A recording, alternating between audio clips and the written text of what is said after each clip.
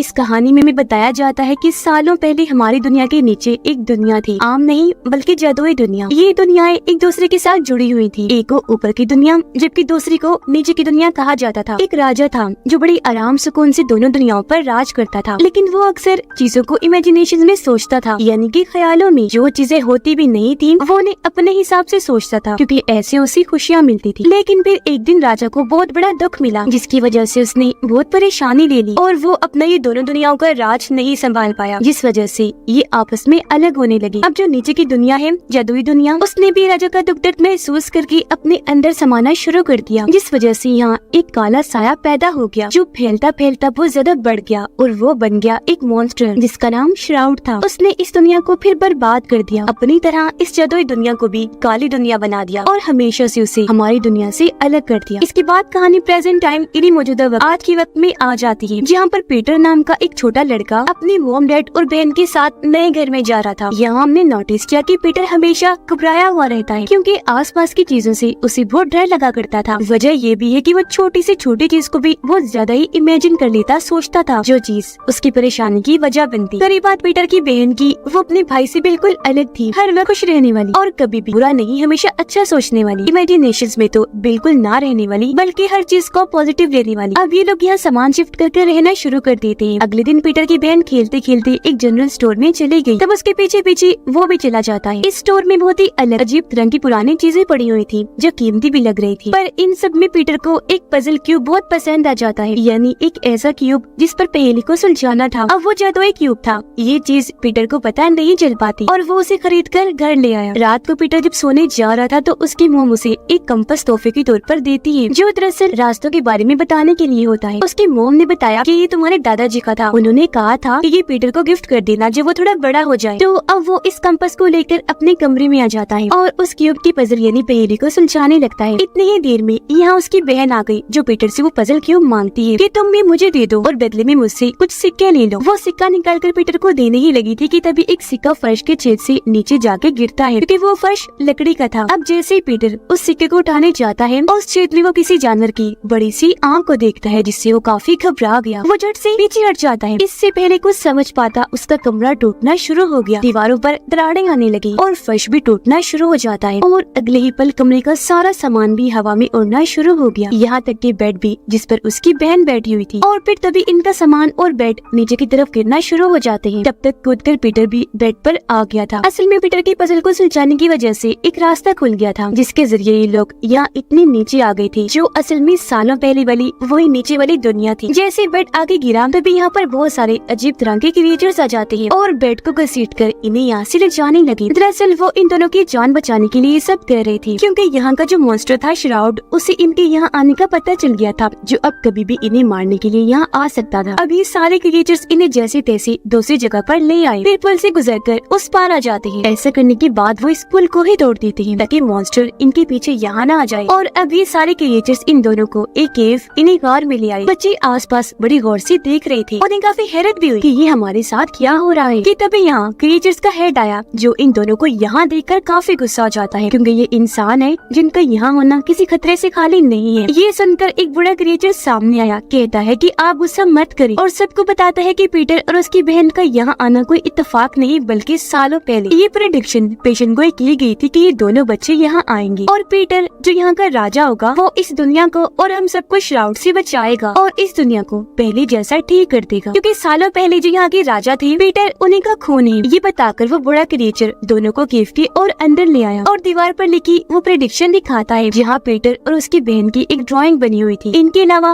और भी कई सारी तस्वीरें वहाँ बनी हुई थी, जो सब दिखाकर बड़ा क्रिएचर उन्हें यहाँ के पास्ट माजी के बारे में बताता है कि कैसे यहाँ सालों पहले दोनों दुनियाओं पर एक राजा राज किया करता था, जो आपके ही बड़े थे। पर दुख की वजह से काले साइसी मॉन्स्टर श्राउड यहाँ पैदा हो गया और ये दुनियाएं अलग हो गई, जिस वजह से यहाँ पर रखी घड़ी टूट गई, जो टाइम बताने वाली इकलौती घड़ी थी, और ऐसी टाइम रुक गया। अब प्रेडिक्शन के मुताबिक पीटर को ही इस घड़ी को दोबारा शुरू करना होगा, जिसके लिए पीटर को कुछ और जादुई पजल क्यूब ढूंढने होंगे और उन्हें सुलझाना होगा, जिसके बाद उसे एक चाबी मिलेगी और उसी की मदद से वो घड़ी को चला पाएगा। जिससे अब पीटर और उसकी बहन को भी समझ आ जाती है कि अगर वो इस दुनिया से निकलना चाहते हैं तो पहले उन्हें इन पजल्स पहेलियों को सुलझाना होगा। अब अगला पजल क्यूब ढूंढने के लिए बूढ़ा क्रिएचर पीटर को एक किताब देता है, लेकिन ये पूरी ही किताब खाली थी। बूढ़ा क्रिएचर बताता है कि ये एक जादुई किताब है जिसे यहाँ का पढ़ा लिखा क्रिएचर जो दरअसल मैकेनिक है वो ही पढ़ सकता है, इसलिए अब तुम्हें उस मैकेनिक क्रिएचर के पास जाना होगा। ये सुनकर इनकाइट पीटर को उसके पास ले जाने के लिए मान गया। इनके साथ बूढ़े क्रिएचर का बेटा भी जा रहा था जिसका नाम प्लिंग था। पर निकलते हुए हेड और प्लिंग की बहस होने लगी क्योंकि दोनों को ही एक दूसरे पर भरोसा नहीं था। लेकिन इनका शोर शराबा सुनकर यहाँ श्राउड आ गया, वो इन पर हमला कर देता है जिस वजह से ये लोग भागे। लेकिन पीटर, उसकी बहन और प्लिंग गिरते गिरते काफी नीचे आ गई और अभी उस केव से बाहर आ चुकी थी। इन्हें पता चला कि हम तो गुम हो गए हैं। पर तभी प्लिंग पीटर के हाथ में वो कंपास देकर कहते हैं ये तो रास्ता बताता है, चलो इसका ही इस्तेमाल करते हैं। जी हाँ, अब ये लोग उसका इस्तेमाल करके आखिर उस मैकेनिक के पास पहुँच जाते हैं जो इस वक्त काफी सारे व्हील्स वाली मशीन को ठीक कर रहा था, जो एक पूरा स्टैचू था। ये लोग उससे मदद मांगते हैं जिस पर मैकेनिक का कहना था कि मैं अभी बस रोफ हूँ,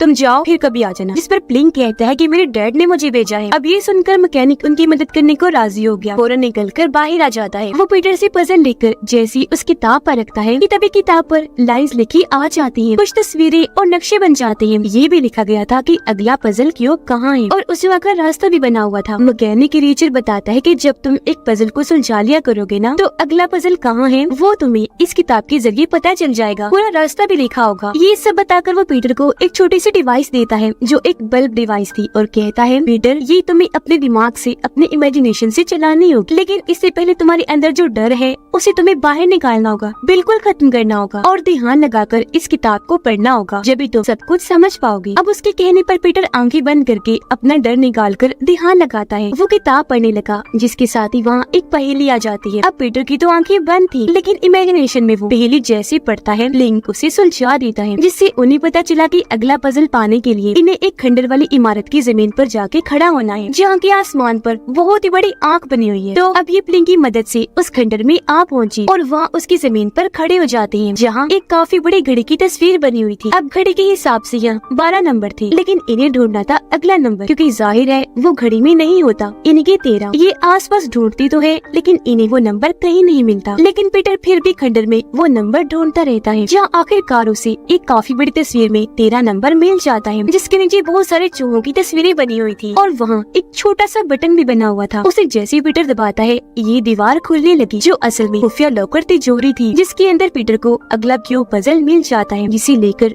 वो बहुत खुश हो गया। पर क्यूब निकलने की वजह से यहाँ एक काफी बड़ा ड्रैगन आ जाता है, जिसे देखकर पीटर काफी डर गया, जल्दी से एक पिलर के पीछे आकर छुप जाता है। लेकिन तभी उसे मैकेनिक क्रिएचर की कही बात याद आती है कि तुम एक राजा हो और एक राजा को बहादुर होना चाहिए। उसे अपने डर पर काबू पाकर अपनी ताकतों को पहचान कर उसका इस्तेमाल करना चाहिए। ये सोचकर पीटर अब बड़ी हिम्मत करके ड्रैगन के सामने आया और उसे कहता है कि देखो मेरे पास यहाँ का पजल क्यूब है और मैं यहाँ का राजा हूँ। जो सुनकर ड्रैगन पीटर के सामने झुक जाता है, उसने सर भी झुका लिया, साथ ही वो माफी भी मांगता है कि प्लीज माफ कर दीजिएगा, मुझे पता नहीं था। साथ ही ड्रैगन ये भी बताता है कि मैं कोई भी शक्ल, कोई भी रूप ले सकता हूँ। जो सुनकर पीटर कहते हैं तो फिर ठीक है, हमें अगली पजल क्यूब वाली जगह पर ले जाओ, जो जगह असल में रेगिस्तान में बना मंदिर है। तो अब ड्रैगन अपना जिस्म थोड़ा सा बदलकर लोहे का बना लेता है जो उसका ऊपर बना हिस्सा था, क्योंकि उसने इन तीनों के लिए ये बैठने की जगह बना दी थी। और अब वो इन तीनों, इन्हीं पीटर, उसकी बहन और प्लिंग को लेकर उस मंदिर के पास आ जाता है जहाँ पर यहाँ के क्रिएचर्स की बहुत सारी मूर्तियाँ थी जो सभी सोल्जर्स क्रिएचर्स थी और सब पत्थर की बनी हुई थी। हालांकि पहले सब जिंदा और सही सलामत हुआ करते थे और पत्थर वो श्राउड की हमले की वजह से बने थे।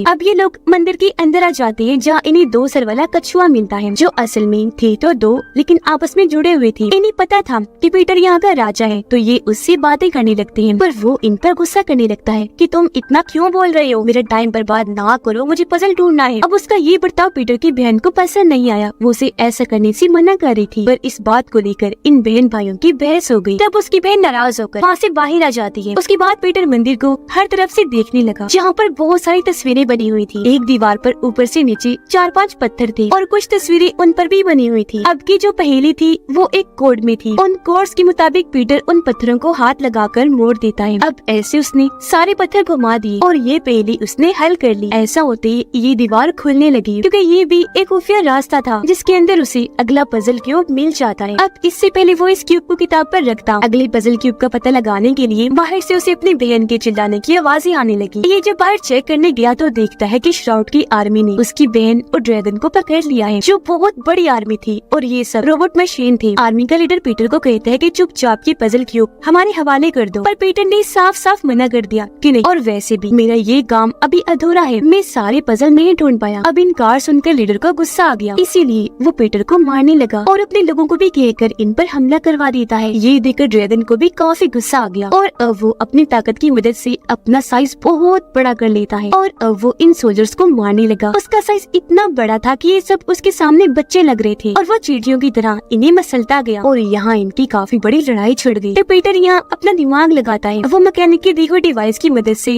एक ही झटके में इस पूरी आर्मी को खत्म कर देता है। पर इस लड़ाई के दौरान एक सोल्जर ने पीटर की बहन पर हमला कर दिया था और क्योंकि वो श्राउड का सोल्जर था, इसीलिए अब धीरे धीरे उसकी बहन भी पत्थर में बदलने लगती है और अब उसकी बहन को ठीक करने का बस एक ही रास्ता था और वो था श्राउड को हराना, जिसके लिए इन लोगों को यहाँ उस घड़ी को फिर से चलाना होगा जो सालों पहले बंद हो गई थी। और क्योंकि अब टाइम इनके पास कम था तो अगले पजल क्यूब को ढूंढने के लिए वो निकल जाते हैं, जो इनका आखिरी पजल क्यूब होगा और उसकी लोकेशन एक पहाड़ के ऊपर थी, यानी वो वहाँ मिलेगा। ये लोग जब वहाँ पहुँचे तो कछुआ कहता है कि मुझे लगता है मैं यहाँ पहले भी आ चुका हूँ, पर याद नहीं कि कब। जिस बीच उसकी बहन की तबीयत खराब होने लगी क्योंकि वो अब और पत्थर की बन गई। ये देखकर पीटर को उसकी फिक्र होने लगी। वो कछुए और ड्रैगन को अपनी बहन के पास ही छोड़ता है और प्लेन के साथ आखिरी क्यूब पजल ढूंढने के लिए निकल जाता है। अंदर आकर वो पहेली को सुलझा तो लेता है, लेकिन जब वो पजल वाली जगह पर जाता है तो ये देखकर काफी हैरान रह गया कि वो तो वहाँ पर है ही नहीं, क्योंकि पहले ही कोई पजल क्यूब वहाँ से निकाल कर ले गया था। ये देखकर पीटर को काफी बुरा लगा। वो मायूस होकर बाहर आ जाता है, जहाँ अब उसकी बहन पूरी तरह पत्थर में बदल गई थी, जो देखकर उसे बहुत दुख हुआ। उसे गुस्सा भी आ रहा था, इसलिए वो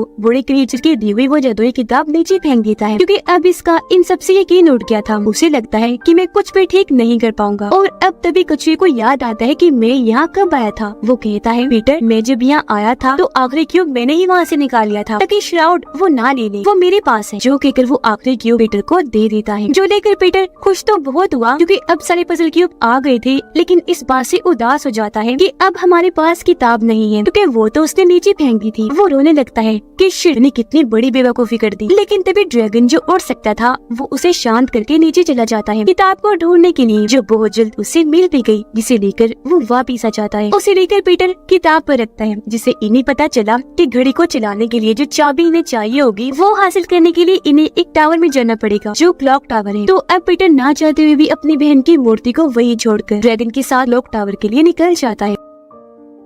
ये जब अंदर गई तो देखते हैं कि वहाँ बहुत सारे बड़े बड़े जादुई ग्लव्स यानी दस्ताने थे जो टावर की हिफाजत कर रही थी और राजा के अलावा और किसी को भी आगे जाने नहीं दिया करते थे। अब जैसे पीटर और उसके साथी आगे बढ़ने लगे, ग्लव्स उन्हें रोक लेते हैं, जिस पर ड्रैगन कहते हैं कि तुम हमें मत रोको, जाने दो, क्योंकि पीटर ही अगला राजा है। ग्लव्स कहते हैं अच्छा तो ये बात है, ठीक है मान लेते हैं, लेकिन अगर पीटर राजा है तो इसे अपनी ताकतें दिखानी होगी। अब यही सुनकर पीटर सोच भी पड़ गया कि क्या करूँ, क्योंकि जाहिर है उसके पास कोई खास ताकतें नहीं थी, लेकिन हाथ और उंगलियों वाली एक गेम थी जिसमें वो काफी माहिर था। तो वो उसे ही खेलने के लिए ग्लव्स को चैलेंज करता है। ये अब गेम खेलती है जिसमें पीटर जीत गया और इस बार से ग्लव्स को काफी गुस्सा आ गया कि हम क्यों हार गए और अब वो पीटर पर हमला करने लगी, जो देखकर उसे वही बल्ब डिवाइस याद आई जो उसे मैकेनिक ने दी थी। पीटर उसे हुक्म देता है कि इन सब पर हमला करके इनकी तोड़ फोड़ कर दो, इन्हें तबाह बर्बाद कर दो। जो हुक्म लेकर बल्ब डिवाइस ऐसे ही करती है, वो बारी बारी ग्लव्स पर हमला करके उन्हें तोड़ देती है। वो कई टुकड़ों में टूट गई और ऐसे ही सब बर्बाद हो जाते हैं, जिसके बाद अब पीटर सभी पजल क्यूब्स की मदद से घड़ी की चाबी हासिल कर लेता है। लेकिन तभी प्लेन भी बदलकर पत्थर बन जाता है, जिससे पीटर को यहाँ समझ लग गई कि श्राउड और कोई नहीं बल्कि ड्रैगन है, जो इतने वक्त से चाबी हासिल करने के लिए पीटर का साथ दे रहा था। हर जगह उसके साथ था वो श्राउड, लेकिन ड्रैगन के रूप में। और अब क्योंकि उसका असली चेहरा सामने आ गया था, इसीलिए वो ड्रैगन से बदलकर अपने असली श्राउड मॉन्स्टर वाले रूप में आ जाता है। उसके पास जिस्म को बखेरने की ताकत थी, जिसकी मदद से वो पीटर पर हमला कर देता है और यहाँ वो पीटर की सबसे हैरानकुन राज को सामने लाता है। असल में जो पीटर की बहन थी वो हकीकत में नहीं थी, बल्कि वो भी पीटर की इमेजिनेशन थी। सच तो ये है कि उसकी बहन की कुछ वक्त पहले ही मौत हो गई। वो इस दुख को झेल नहीं पाया, उसे यकीन नहीं आ रहा था उसकी मौत का, और तभी से वो उसे इमेजिन करने लगा, जिस वजह से वो उसे हर जगह दिखना शुरू हो गई। ये बताकर श्राउड उस पर हमला करने लगा। असल में अपनी बहन की मौत के बाद पीटर शर्मिंदगी में जिंदगी गुजार रहा था कि मैंने उसकी जान बचाने के लिए कुछ नहीं किया, मैं किसी काम का नहीं, और उसके डर और शर्मिंदगी का फायदा उठाकर ही श्राउड उसे कमजोर करने की कोशिश कर रहा था। पर अब उसे समझ आती है कि मैं अब इस दुनिया में आया हूँ तो यहाँ मेरी बहन सिर्फ मेरी इमेजिनेशन ही नहीं, बल्कि मैं जादू से उसे दोबारा जिंदा कर सकता हूँ, जो जिंदा होने के बाद ये इस दुनिया में ही रहे। तो अब वो बहुत खुश था इस बात से कि मुझे अपनी बहन को दोबारा जिंदा करने का एक और मौका मिला है। तो अब वो अपनी बहन और बाकियों को बचाने के लिए अपने सारे डर को मिटा देता है। इसीलिए वो अपनी बल्ब डिवाइस को भी हुक्म देता है और श्राउड पर हमला करवा देता है। और क्योंकि उसका जिस्म उलझा बिखरा हुआ था तो अब वो टूटकर बिखरने लगा, वो पूरा बर्बाद हो जाता है। और इस तरह यहाँ श्राउड का खात्मा हो गया, जिससे आज आखिरकार इस दुनिया का अंधेरा कालापन खत्म हो गया था। तो अब पीटर उस क्लॉक को चालू करके दोबारा शुरू कर देता है। घड़ी जैसे चली ये जादुई दुनिया दोबारा पहले जैसी ठीक हो गई। यहाँ पर से रोशनी छाने लगी, चीजें जलना शुरू हो गई और पीटर की बहन और बाकी क्रिएचर्स जो पत्थर के बने हुए थे वो भी दोबारा से ठीक हो जाती हैं और अब उसकी बहन इसी दुनिया की बन जाती है। उसे देखकर पीटर बहुत खुश हो गया। अब क्योंकि ये सब ठीक करने में पीटर का हाथ था, इसीलिए उसे इज्जत के तौर पर ताज पहना दिया जाता है। पर वो ताज उतार कर अपनी बहन को ही पहना देता है, ये कहकर कि तुम इस दुनिया की हो तो इस पर तुम्हारा हक है। और अब वो सबको अलविदा कहकर वापस अपनी दुनिया में आ गया, जहाँ उसका कमरा जो टूट गया था वो भी अब बिल्कुल ठीक हो जाता है। नींद से उठने के बाद वो ये सब कुछ अपने डैड को बताता है, यानी कि शुरू से अब तक जो हमने देखा वो उसकी इमेजिनेशन थी और उसकी इमेजिनेशन में ही नीचे वाली दुनिया फिर से बन गई थी, जहाँ उसकी बहन जिंदा है, जो वो हमेशा चाहता था अपनी बहन को जिंदा देखना, और अब वो उससे वही अपनी इमेजिनेशन में ही मिल सकता था। और यहाँ हमें ये भी पता चला कि शुरुआत में जो राजा थे वो भी नीचे और ऊपर की दुनिया को इमेजिन करते थे, जिनकी परेशानी से घड़ी रुकने से वो दुनिया रुक गई, जो बाद में आकर उनकी ये नस्ल के बच्चे पीटर ने दोबारा ठीक कर दी। क्योंकि जैसा कि मैंने आपको बताया पीटर उनका ही खून था, उनकी नस्ल का था। और अब हम पीटर की इमेजिनेशन में नीचे की दुनिया देखते हैं, जहाँ की रानी अब उसकी बहन बन चुकी थी। और इसी के साथ ये फिल्म इधर ही खत्म हो जाती है।